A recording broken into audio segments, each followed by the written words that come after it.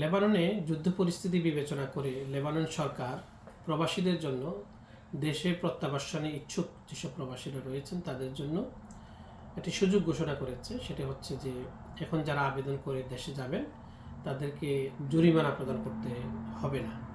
আপনারা যারা ইকামাবিহীন অথবা যাদের ইকামা উত্তীর্ণ হয়ে গেছে অথচ আপনারা যে দেশে যেতে চান বিভিন্ন কারণে, বিশেষ করে যুদ্ধ পরিস্থিতিতে, তাদেরকে জরিমানা মওকুফ করা অবস্থায় তারা আবেদন করতে পারবেন।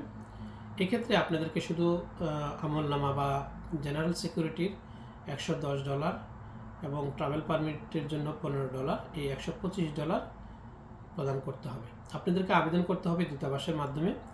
দূতাবাসের নির্ধারিত ফর্ম আমরা ফেসবুক পেজে আপলোড করেছি, আপনারা সেই ফর্ম ডাউনলোড করবেন, সেটি পূরণ করবেন এবং সাথে আপনার 6 কপি সদ্য রঙিন ছবি আপনারা নিয়ে আসবেন। এর সাথে আপনাদের যে পাসপোর্টের ফটোকপি অথবা আকামার ফটোকপি অথবা ভিসার ফটোকপি অথবা আপনাদের যে সাফারা কন্ট্রাক্ট হয়েছিল তার ফটোকপি অথবা ম্যান পাওয়ার কার্ড এর ফটোকপি আপনারা যুক্ত করবেন আপনাদের আবেদনপত্রের সাথে। আপনাদের যাদের শিশু রয়েছে বা বাচ্চারা বা সাথে নিতে চান তাদের ক্ষেত্রে তাদের বাচ্চাদের জন্য 4 কপি সদ্য তোলা রঙিন ছবি লাগবে। মুক্তার প্রদত্ত জন্ম সনদের কপি সংযুক্ত করতে হবে। সনদের ইংরেজি কপিও থাকতে হবে। বাচ্চা মায়ের সাথে গেলে বাবার এবং বাবার সাথে গেলে মায়ের নোটারি পাবলিকের মাধ্যমে প্রদানকৃত অনুমতিপত্র সংযুক্ত করতে হবে। এগুলো আমরা বিজ্ঞপ্তিতে উল্লেখ করেছি, আপনারা বিজ্ঞপ্তিটি ভালো করে পড়ে দেখবেন।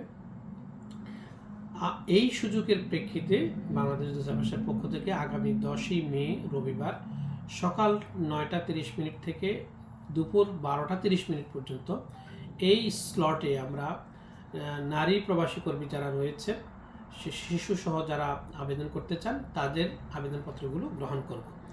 একই দিন অর্থাৎ 10ই মে রবিবার বিকেল 2টা থেকে 4টা এই সময়ের মধ্যে আমরা আবেদন গ্রহণ করব পুরুষ প্রবাসী কর্মীদের কাছ থেকে।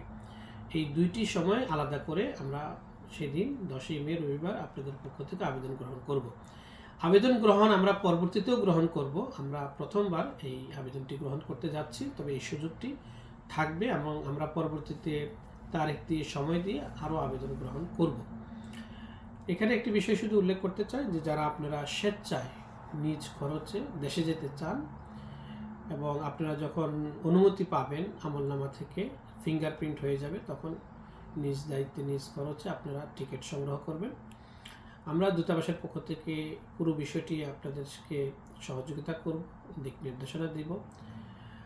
আপনারা যারা আগ্রহী এই সুযোগটি গ্রহণ করতে পারেন।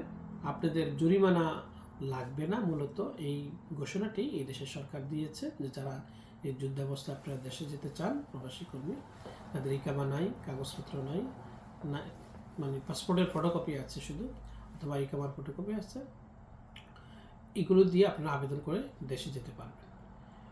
সবাই ভালো থাকবেন, সুস্থ থাকবেন। আসসালামু আলাইকুম।